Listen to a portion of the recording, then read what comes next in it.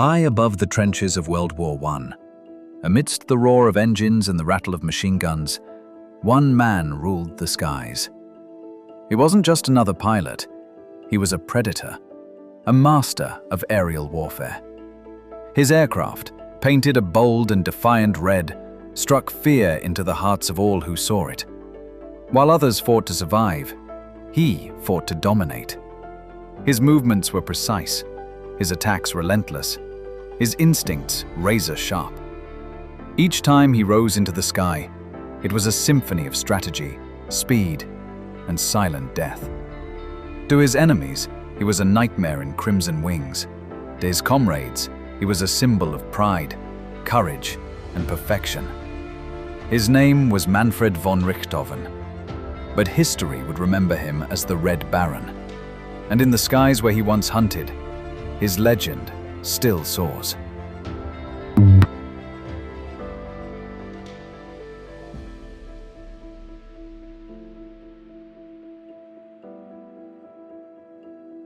Born in 1892 to an aristocratic Prussian family, Manfred von Richthofen was raised in a world of noble duty and iron discipline.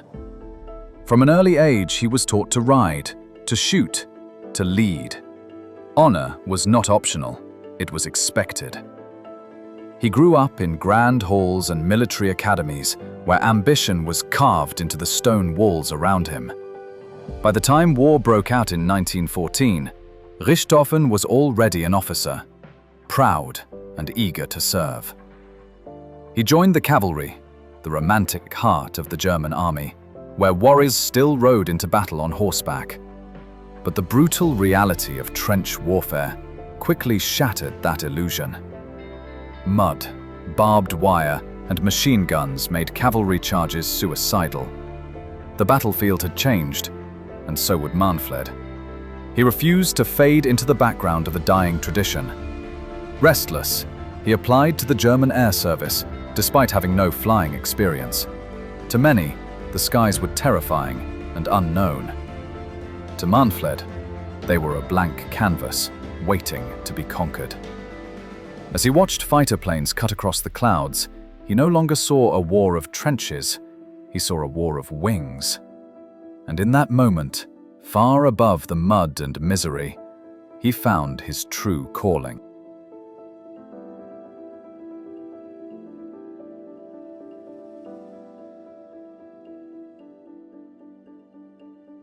In 1915, Manfred von Richthofen transferred to the German Air Force, known then as the Luftstreitkräfte.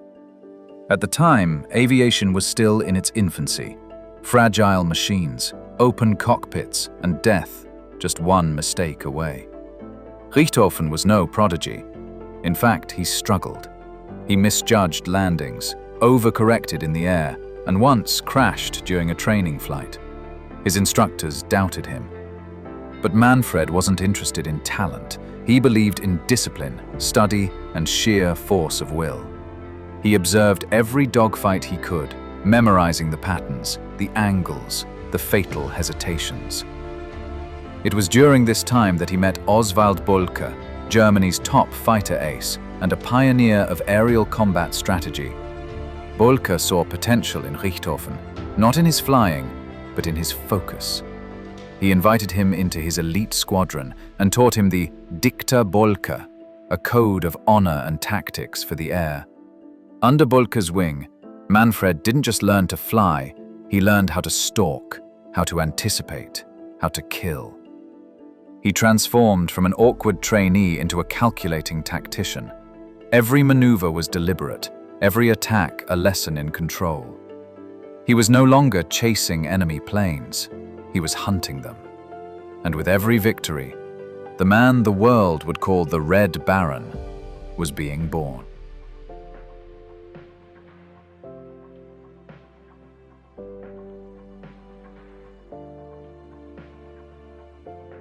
By 1916, Manfred von Richthofen had found his rhythm, and with it, his reputation. He was no longer just a pilot. He was a precision instrument of war. Victory followed victory, and whispers of a deadly German ace began to circulate among Allied squadrons. But Richthofen wasn't satisfied with being a rumor. He wanted to be a symbol, one that struck fear before the first bullet was ever fired. So he painted his aircraft a bold, impossible red. Not for camouflage, not for flair, but as a statement. I am not hiding from you. His red Fokker biplane became an icon, a scarlet warning in the skies of Europe. To the enemy, it was a blood-red omen of death. To his comrades, it was a banner of excellence. British pilots were told, if you see the red plane, run.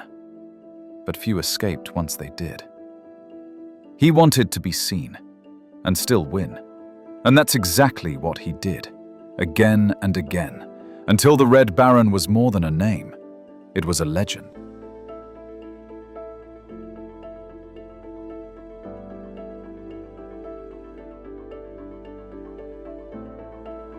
Leading Jagdstaffel 11, an elite squadron of Germany's finest fighter pilots, Manfred von Richthofen built more than a unit. He built a deadly brotherhood of the skies. He chose his men carefully, not just for skill, but for discipline, courage, and instinct. Their aircraft weren't standard issue. They were masterpieces of intimidation, painted in bold, brilliant colors: scarlet, cobalt, canary yellow. These planes didn't blend into the clouds. They commanded attention. To Allied pilots, it looked like a circus had taken to the sky, but instead of laughter, it brought death. Thus, the British gave them a name that would live in infamy: the Flying Circus. But this was no performance. Their aerial maneuvers were precise, calculated, and devastating. They would appear from the sun, descend in a perfect arc, and tear through enemy formations with mechanical fury. Richthofen orchestrated each battle like a conductor leading a symphony of war.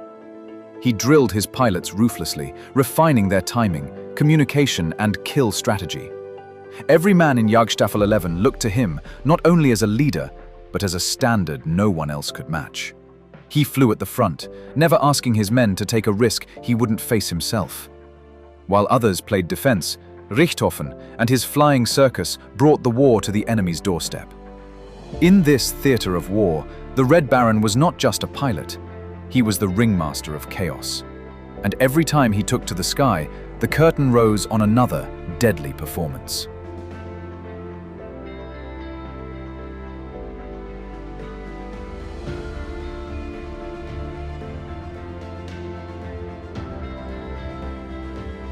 He shot down the best of the best, names etched in Allied honor rolls, like Major Leno Hawker, a Victoria Cross recipient and one of Britain's most celebrated aces.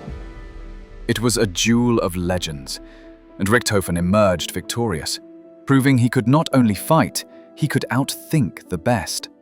With every kill, his reputation swelled. First 10, then 20, then 40, then 60 confirmed victories in the air. Each time he returned from a successful sortie, he had a silver cup commissioned, engraved with the date and the name of the downed enemy.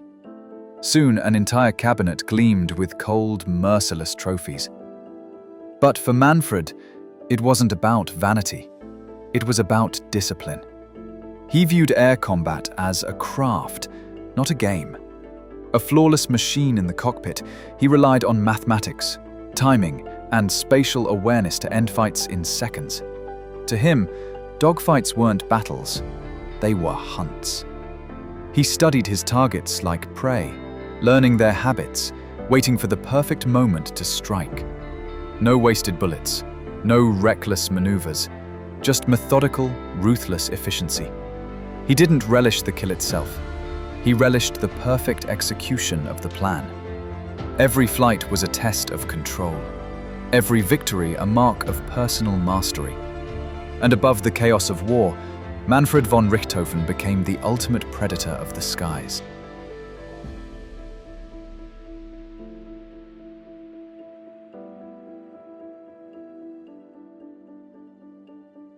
The Allies feared him, not just as a skilled pilot, but as an omen of death in the sky. His red triplane didn't just stand out, It haunted the dreams of young pilots before their first mission. Stories of his precision spread across airfields like wildfire, growing more terrifying with each retelling. He wasn't just another enemy ace. He was the enemy ace, the one whose name silenced entire rooms. British commanders issued quiet warnings. If you see the Red Baron, run. But fear doesn't always reach fast enough at 10,000 feet. Many who saw that flash of crimson in the clouds reacted too late, and they never made it home. To his enemies, he became a myth, a phantom with machine guns. For his fellow Germans, he was a national hero, the embodiment of honor and dominance. Children memorized his name. Newspapers printed his victories like clockwork. He was awarded the Pour le Mérite, the famed Blue Max, Germany's highest military honor. No other pilot inspired such awe, dread, and admiration in equal measure. Even rival pilots couldn't help but respect him, speaking of his discipline and chivalry. In a war defined by mud, blood, and senseless slaughter, the Red Baron stood out as something else entirely. Cold, clean, and terrifyingly efficient. By the end, he wasn't just the most decorated pilot of World War I. He was the most feared man to ever take to the sky.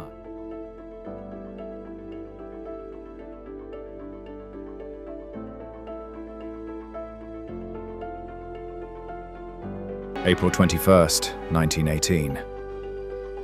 The sky was clear, the wind steady, the perfect day for flying and for hunting. Manfred von Richthofen, ever the predator, took off in his signature red triplane, scanning the clouds for prey. Below him, the battlefields of France stretched out like a broken scar across the earth. He spotted a lone Sopwith camel, piloted by a young Canadian, Lieutenant Wilfred May, and the chase began. Richthofen gave pursuit with deadly focus, weaving through the air just feet from the ground. But in his hunger for the kill, he made a rare mistake. He flew too far, too low, and too deep into enemy territory. As he crossed the Somme River, ground troops from Australia and Britain took aim. A single shot rang out. From a rifle or a machine gun, no one knows for certain. The bullet pierced his chest, severing his heart mid-flight. Yet somehow, with his final breath, he kept the plane steady. He landed in a field near Vaux-sur-Somme, wheels touching down as if guided by instinct alone. Allied soldiers rushed to the wreck, unsure if the pilot was friend or foe. They found him slumped in the cockpit, his hands still on the controls, a calm expression on his face. He died moments later, not in flames, but in eerie silence, graceful even in death. The Red Baron's final flight had ended, not in glory, but in solemn stillness beneath a foreign sky.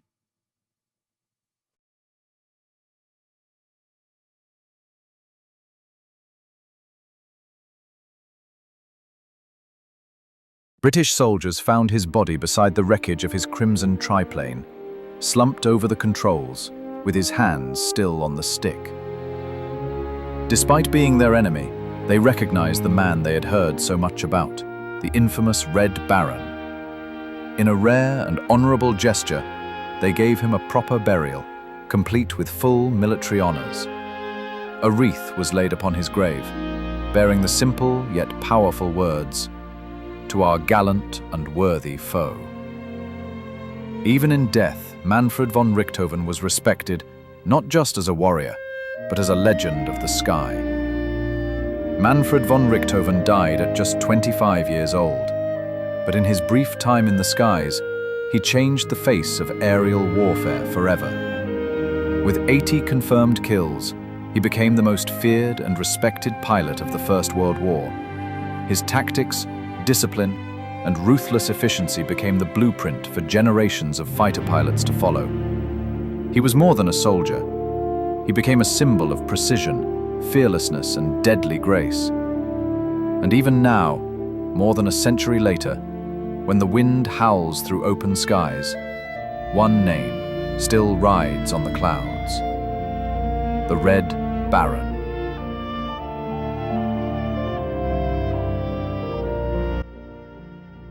Thanks for watching. Like and subscribe if you liked this video. We post videos weekly.